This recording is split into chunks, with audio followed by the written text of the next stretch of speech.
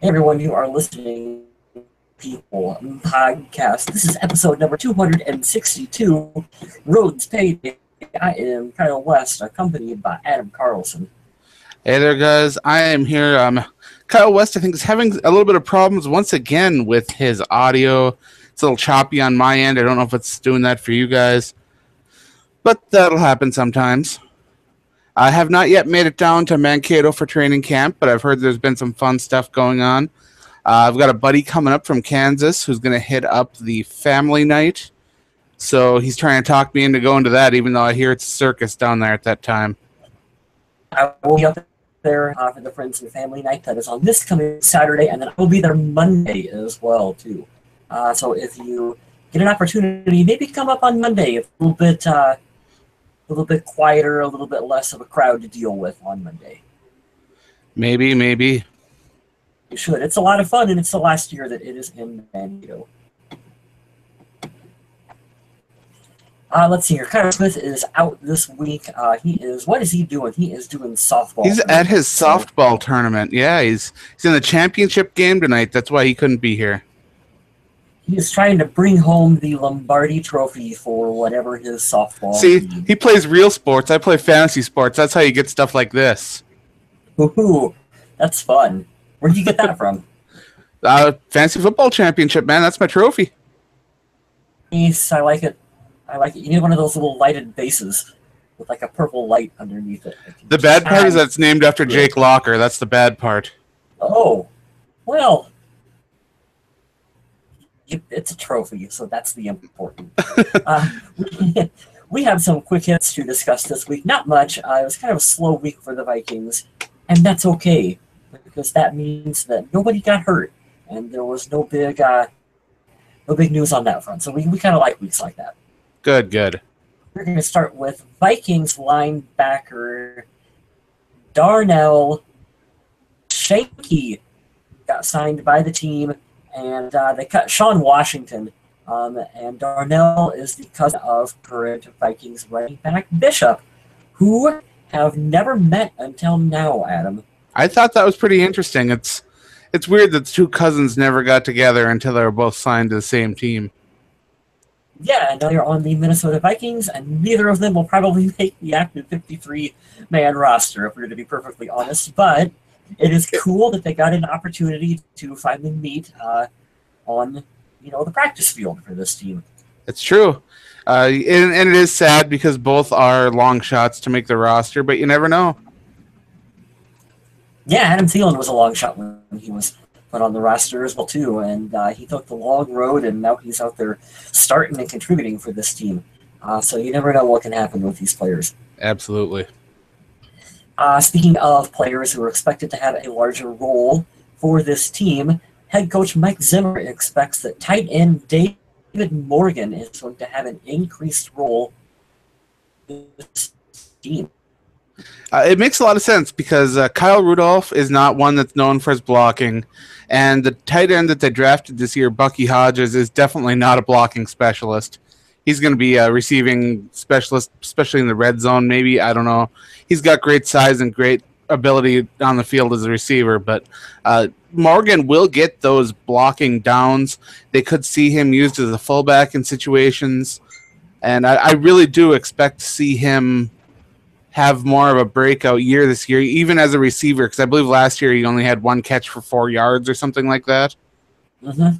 But he definitely has the ability to be a much better tight end than that, even in the statistics column where it doesn't matter if you're a good blocker on the stats page, David Morgan is going to pick up those sneaky Zach line yardage, that I like to call them, where you can't cover everyone out there on offense, and sometimes David Morgan is just going to be left completely uncovered, and Sam can do a check down, and he can get some sneaky yardage and be quietly pretty good for this team. It'll be mostly in the blocking, so you won't see a lot of it in the stat line for him, which a lot of people won't be paying much attention to him, but he will be a contributor, and like you said, I agree, Adam, you'll see him being used as the a fullback if they decide to go in that formation.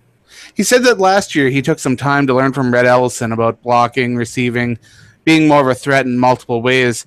And now that Red Ellison has moved on, it really opens up things for Morgan to be that guy. And last year, Red Ellison had a rushing touchdown on a nice little trick play where the tight end came across. So they are trying to get a lot of these players involved and not be so obvious in the offense. And Morgan is a pretty nice player to have if you're trying to do that.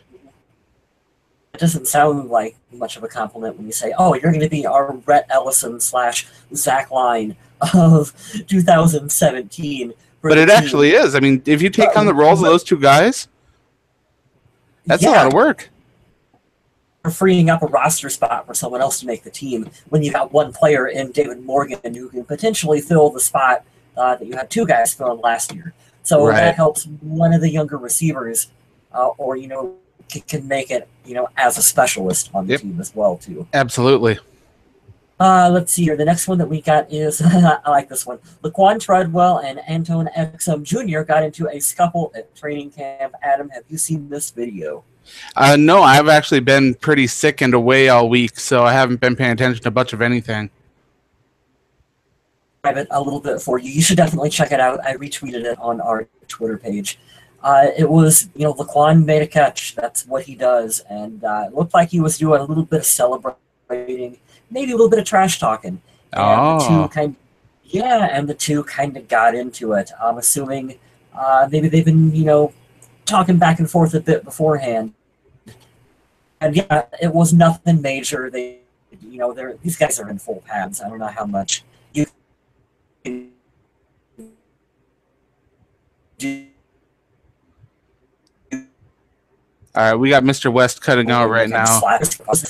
They said there's no beef between them. That just one of those things that happen when it's hot and you're working out in Mankato. Oh yeah, you cut out a little bit there, but I think we got the gist of the story. It sounds like nothing too major. From what I heard on the internet there, I guess it was pretty easily pulled apart, but it's good to see some passion from these guys. And nice to see them not at each other's throats, Mm-hmm. I like to see the fire from Laquan. I'm glad to see him playing with a little bit more passion. I've been hearing some really good things about him at training camp, about how people are expecting him to make a jump this season. So he's been looking good. Fingers crossed. No, but we are counting on him if this team is going to have success. For sure. Let's see. Mark expressed interest in returning both kicks and for this team. 17. Yeah, Marcus Sherrills was talking about how he has the durability and to do both, and how worrying about injuries on one or the other is kind of silly since they're going to happen, no matter who's back there, or there's really no way to take steps to prevent it from happening totally. If an injury is going to happen, it's going to happen. So Marcus Sherrills right now is penciled in as the team's punt returner, of course, and I don't see that changing. As far as the kick return situation, it does appear to be up for grabs. Rodney Adams seems to be the favorite right now, but that's not saying that Marcus Sherrills can't come in, swoop, and take it. If you can have one guy who can do both, again, that's freeing up a roster spot for another player in the team. So I like that. I like the versatility. I think it's good that he can do both for this team if necessary. For sure. And the last one is my favorite quick hit of the week. Sod installation, Adam. At the T Center, set to open in March of 2018. Yeah, you wanted to make this quick hit about the TCO Performance Center, our question of the week. Ask people what they thought about the sod installation. Yeah, how's it going? Would have been kind of fun. But it's good to hear that the Performance Center itself is becoming a reality. This should be a fantastic facility, and of course it will mean the end for training camp in Mankato, but with the future comes new and interesting possibilities, so it'll be interesting to see where all that goes. Along, the Vikings are I believe, right on schedule on getting this open, which is not surprising. They just built $1 billion stadium. I'm going to add one more quick hit on here because wide receiver Stephon Diggs head on over to the B-Dubs Express in Edina, Minnesota, where it was the first ever B-Dubs Express that was open. There's one more opening up in Hopkins here on the 7th, I believe. But he was there. He got behind the counter, took some orders, brought wings to some people, posed for pictures, signed autographs. It was a real nice time. I actually got to sit down with him and talk with him for a little bit about Sam Bradford, the preseason training camp, a leadership role, Super Bowl 52, and, of course, the awesome food at Buffalo Wild Wings, because I know that most people just love Buffalo Wild Wings. I'm a big fan of the place myself. Was he pretty down to earth, pretty nice guy? It was. He was really really genuine. I had a couple of technical problems with my equipment when I sat down to talk with him, and we BS'd the whole time through it, smiling. Genuinely seemed like he enjoyed being there with the fans, and I got the same impression when I got to go meet Adam Thielen over at the Verizon store earlier in the week before. So I've only been in Minnesota 2 months, and I've already met both starting wide receivers. So shook both their hands, and man, they both got grips. Good, Adam. Not bad. Pretty good. It's always nice when you hear that the players are down to earth. I know I had an opportunity to meet Percy Harvin, and it was really I've heard some awkward. stories about Percy. He was, he was polite, but you could tell he really didn't want to be there and just was not too interested in engaging with the fans at all. So, was that one. For the most part, most players are super awesome, though. I think Minnesota's got that different culture. They also don't have that major superstar diva right now either that a lot of teams have. Like you'd expect if you were a Giants fan, if you met Odell Beckham, to kind of have him feel a little bit above you or something like that. Mm-hmm. You know, the Vikings don't have a guy like that really on the roster. At least not one that I've heard about having a real problem with dealing with people or fans. So it's nice to have down-to-earth players on I guess a blue-collar team is what Mike Zimmer has been calling it. So it's nice to see. And you know who was really nice that just got a lot of shit from fans and still does? Matt Khalil? Well, no, Donovan McNabb. No, seriously. Donovan McNabb was super nice and super funny, and then it just immediately went to shit for him on this team. But he's a super nice guy if you ever get a chance to meet Donovan McNabb. Hey, Christian Ponder seemed nice too. Yeah, he was a great guy too. People pooped all over that guy. Oh boy. Let's see here. Let's talk about. Let's move on from Christian Ponder, as we rightfully should. Let's talk about our main topic, Adam. Xavier Rhodes got himself a big contract extension with this team. A big old contract. Was a 5-year deal worth $70 million in guarantees. It's a lot of money.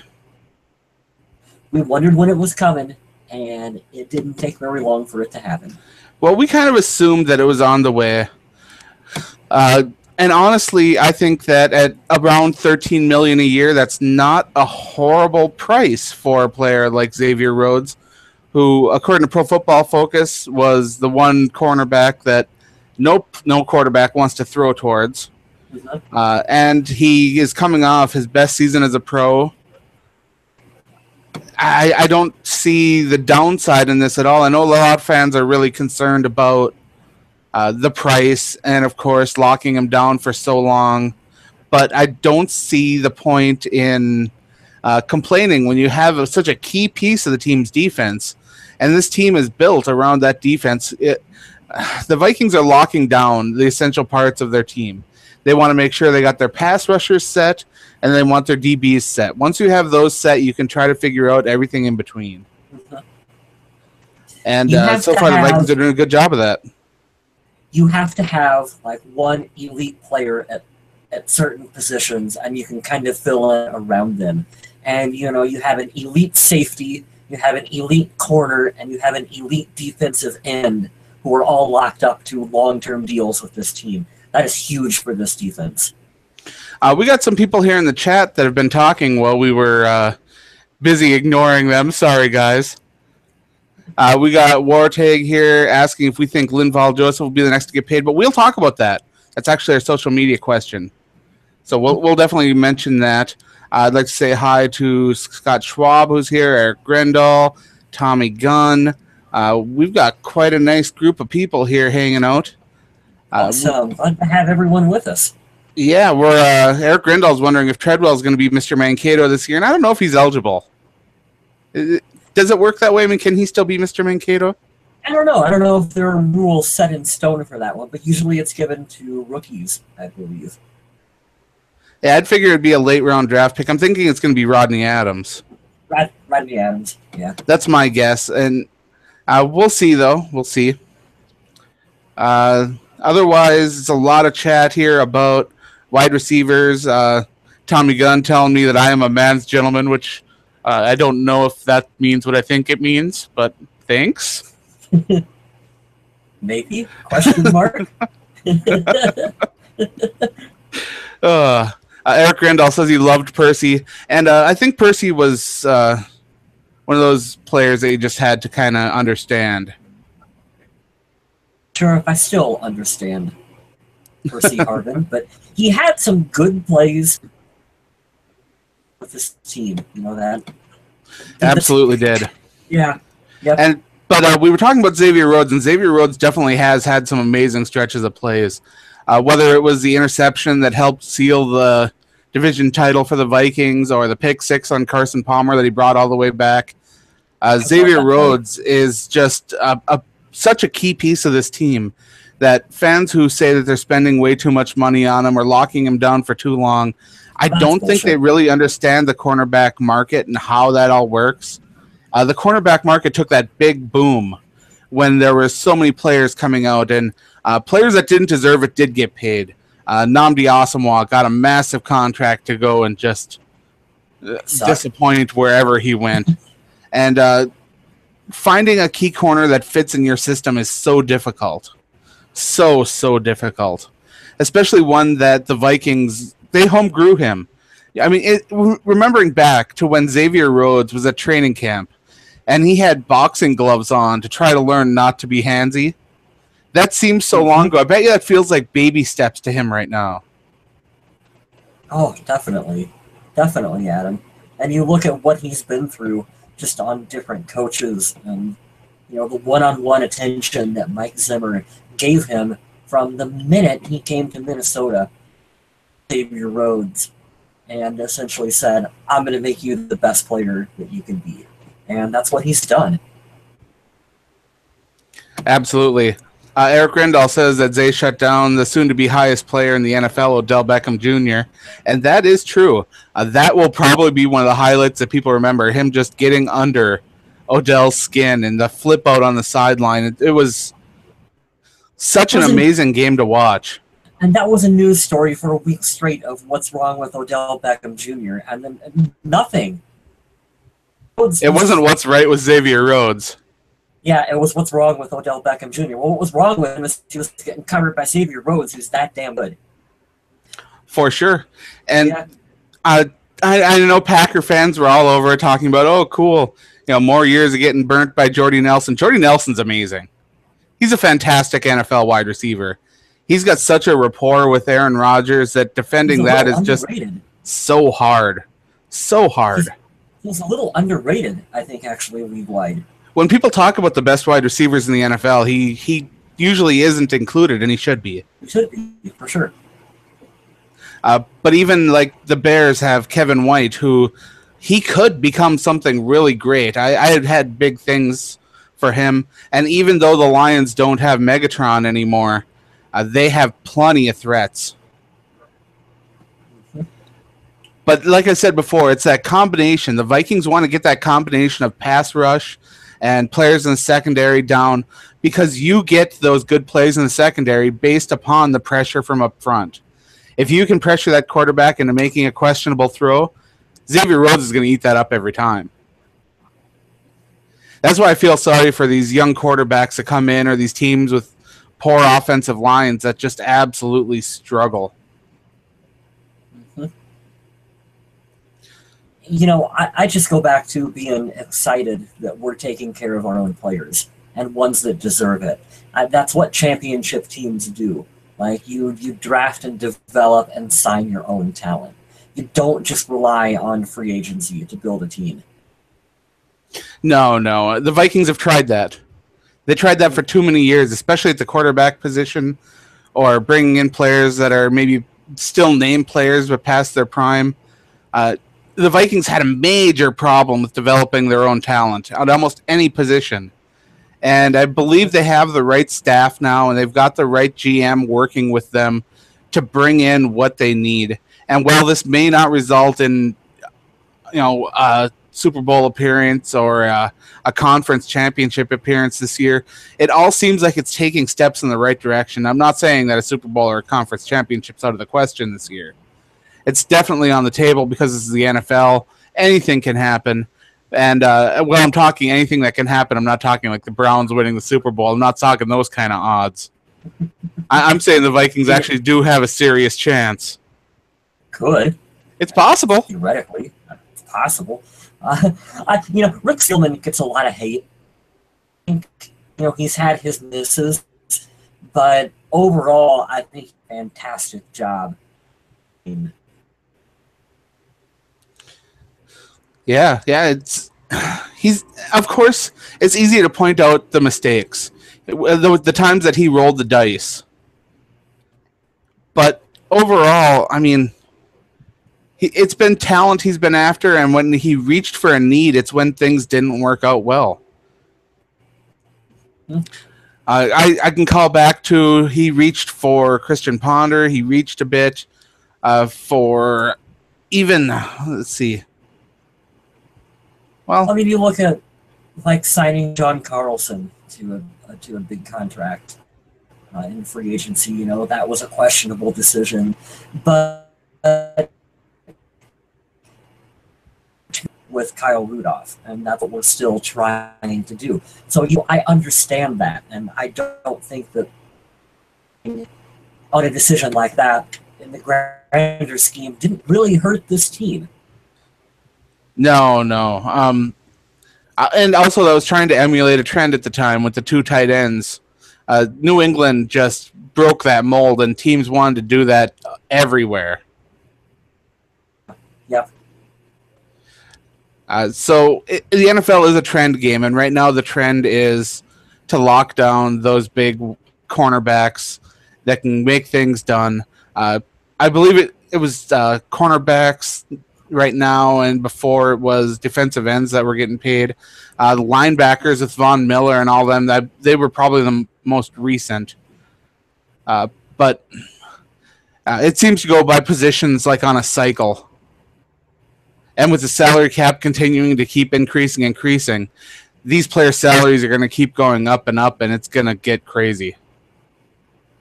You know what I think is going to happen, and I'll probably be totally wrong on this prediction, but the more you see the league go to a passing league, I think you're going to see more smaller players being utilized, like in the defensive backfield, where you usually have like bigger linebackers. I think you'll want to see smaller ones that go more into coverage. And you know what that's going to do? That's going to allow just like one really good running back and to just absolutely demolish because defenses can't tackle. And then guess what? We're going to be back to having every team around the league is going to want to have the one workhorse running back again. And it's going to bring the running back position back up. Tommy Gunn says the new trend in the NFL is to have only slot wide receivers. And it's hilarious to watch poor teams fail at it. That too. It is. The NFL is so weird with trends. And if you follow them and you can't cash in on them, it just turns into a huge mess. Just stick with what you do. Just whatever your philosophy is, you got to stick with it. I don't know. The Vikings held on to the premier running back and the Tampa 2 for way too long. They did, but God bless Leslie Frazier. He stuck by his morals on that one, Adam. You got to give him that. He did. He definitely did. That is what he felt was right, and that's what he did. And I don't know. No, it's what he knew. Yeah. He executed what he knew. Yep. And he's still getting chances out there to do it. So other people must believe that the system can work too with the right personnel. Yeah. Yeah. Yeah, he's still making the rounds in the league, so you never know. You got the social media question pulled up? Because this is going to be a fun one. Yep. We did with a big old picture of TJ Clemmings, just for fun. What Minnesota Viking will be the next to receive a contract extension? Ooh. So we put the big old picture of TJ Clemmings up because we thought that would be entertaining. Thomas Buge says, I personally think Linval Joseph will get it. That's the question that we got from Wartag in the chat here. He wanted to know if it will be Linval Joseph who got paid next. Mm-hmm. He also goes on to say Daniil Hunter more snaps this year, depending on that, and he will also earn big money. The sooner they can lock Daniil Hunter down, the better, because he's going to keep having amazing seasons, and the better he plays over a long period of time, the more money he's going to make. He's going to be getting the same size contract that Everson just got. It's going to be massive. Underneath Thomas's comment, someone else commented, in 2 years, Hunter will be the highest paid defensive end in the league. The guy is a walking monster. It's very, very possible. The athleticism, the speed, and the mentality of that kid, he's hard at work all the time to improve himself. He's got every chance in the world to be the best pass rusher in this league. There was a list, a little sidebar, up on NFL.com of the best pass rushers in the NFL, like the top 5 or 7, whatever arbitrary number they picked. Not listed was the Vikings. Mention of Everson Griffin or Daniil Hunter on that list. Flying under the radar. I don't think people really understand how the Vikings pass rush works. Because, sure, Everson Griffin gets a lot of attention and he's cemented in as a starter. I wonder how much the national media still thinks Brian Robinson is going to be the bulk with, the rotation coming in with Daniil Hunter. Because Daniil, when he sets foot on that field, it changes the whole atmosphere of the game. I remember even back when Daniil Hunter was a rookie and the Green Bay Packers had a press conference and they were talking about how they needed to account for this kid because he's so good. That tells you something right there. Much of a rotation. Start naps, and I think you'll see B-Rob in the game player 2 relief position, and that is not going to get a bulk of time starting on this team. He's just not. No, I could see him involved in more on plays where I think it's going to be a run play. Passing situations, you're definitely going to see Hunter out there. It's going to happen. Robinson knows that his time is limited. He's taken, I believe he took a pay cut this year, right? He did, yep. And he knows that his role is going to be a little more limited. And he's got the young athletic player nipping at his heels. But he's taken on that veteran leadership role and hasn't really complained about it the way some other players would. And it's great to see him accepting that he can still contribute to this team in such great ways, even though he's not going to be getting the same kind of playing time he did in the past. For sure. Dan Knutson said Sam Bradford extension, and you never know. He could have a really good season, and they could option, even though we like Teddy, but extend Sam Bradford. If Sam Bradford has an amazing year, the Vikings might have no choice but to stick with him. Yeah. It's a weird situation they're in right now, and I hate talking about it. I hate talking about the Vikings quarterback situation because I love Teddy. I love everything he brings to the team. Sam Bradford right now has been playing great football for the Vikings, and if he can put together another awesome season, it's going to put the Vikings in a real pickle. Danny Wilson, and he. I think we got a little bit of dead air here now. I don't know if we lost Mr. West or not. I'm still here. Oh, he's still here. All right. Did we freeze up? We're good to go now, I think. Danny Wilson had 3 thumbs up for his comment where he said, "Not that guy." So clearly, not a fan of. And neither are 3 more people. Now, you wanted to post the question with who? Linval Joseph, right? Oh, no, Anthony Barr you wanted to post it with. Yeah, I was going to do Anthony Barr. Yep. And jokingly, I said, no way, post it with TJ Clemmings, and this guy did. And you got to go with TJ. Got to make sure people are paying attention to what we do out there. We got a question from Wartag here in the chat who says, what's your opinion on the Pro Bowl? Barr had a down year and still made it, while Hunter had the 3rd most sacks in the NFL and did not. Oh, the Pro Bowl. Now, by now, me and Mr. West, I believe we both agree that the Pro Bowl is still just a popularity contest. It really doesn't matter how you perform on the field as long as you're a little bit more of a household name. And Danielle Hunter hasn't had that chance to really establish himself as a household name, even though he deserved it, maybe even over Everson Griffin. What they should do, have you seen this indoor flag football league thing? No, I have not, but you've mentioned it a couple times. Yeah, it was on ESPN, and it had, like, Chad Johnson and Michael Vick and Terrell Owens. And they play flag football, and it's actually kind of entertaining to watch. Oh, my. Why don't the people just do that? Like, there's no defense, no one gets hurt, no one gets tackled, no one gets taken to the ground. Just go out there and throw the football around and play some flag football. The skills competition this year were a step in the right direction. I like the skills. I want to see more of that, too. Yeah, I enjoyed that quite a bit. Do more skills competition, do flag football. There you go. Just go have some fun.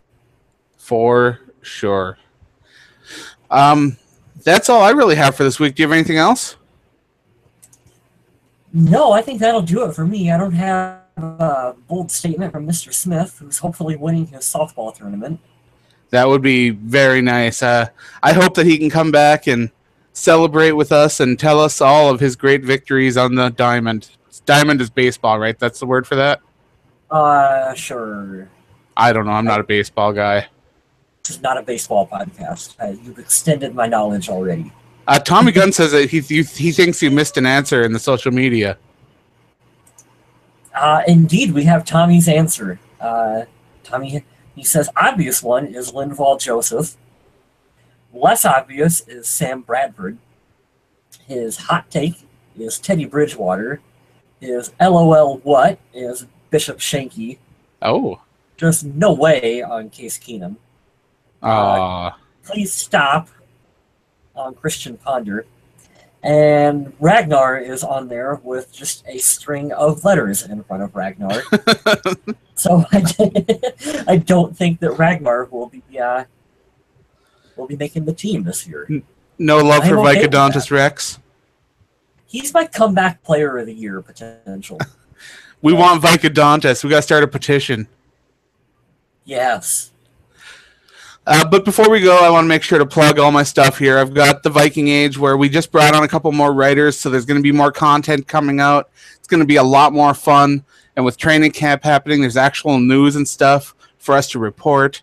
And, of course, you can see the Purple People podcast there. I posted over there, as well as up on PodOMatic, Stitcher, Google Podcasts, all those kind of places.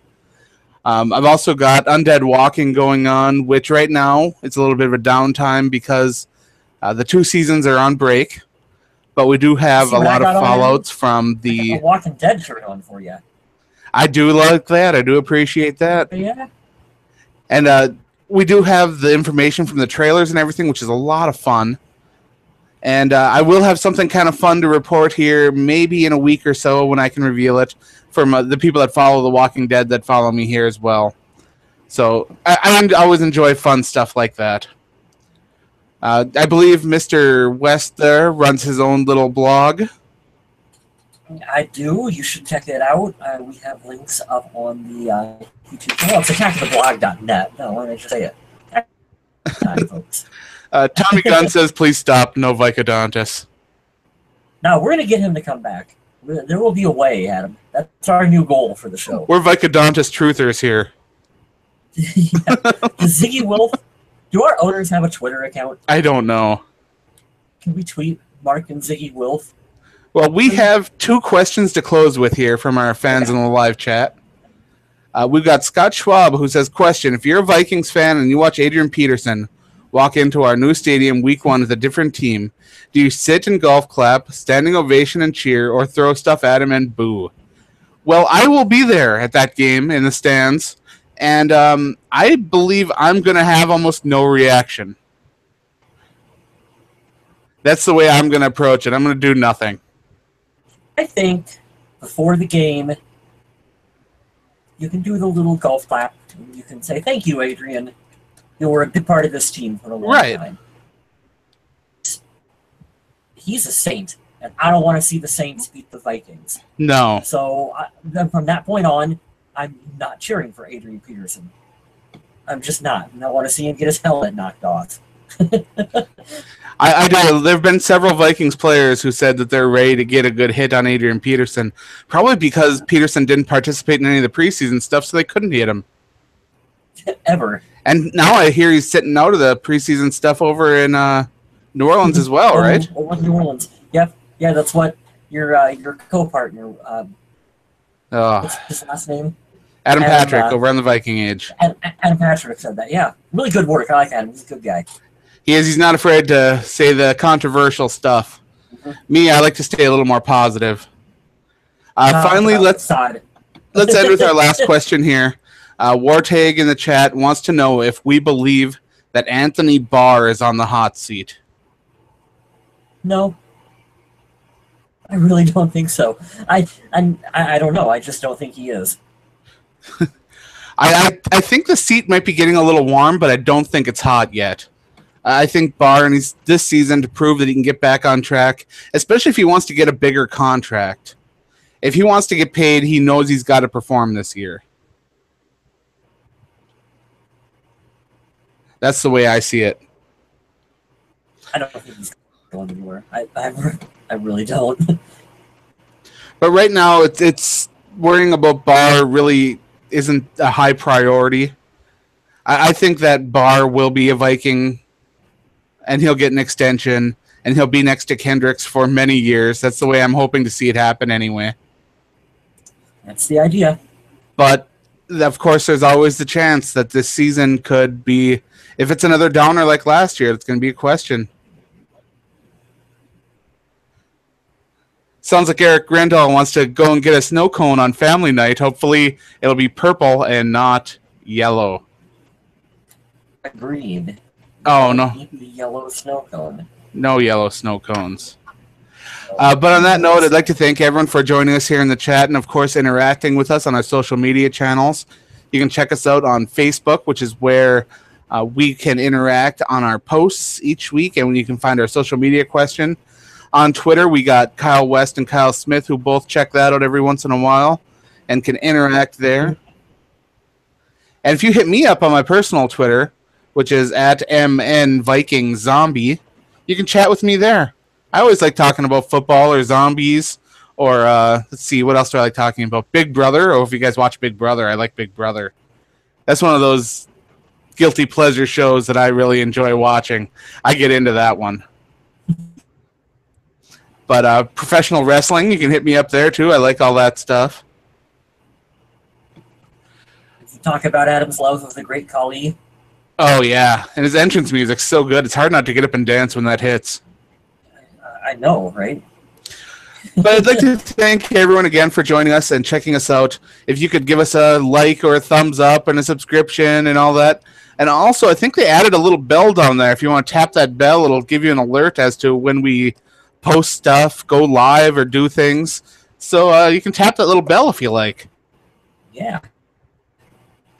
And on that note, I'd like to remind everyone to stay classy, Minnesota.